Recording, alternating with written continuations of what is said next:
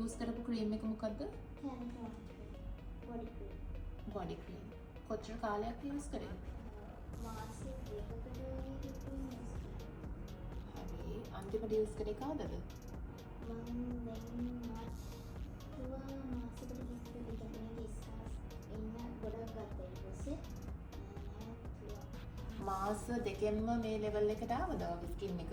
මුලින් කොහොම තිබ්බේ නැහැ. එතකම් ලාව ස්කාස් දෙකින් ගන්න ස්ටේජ් මාක් කරේ.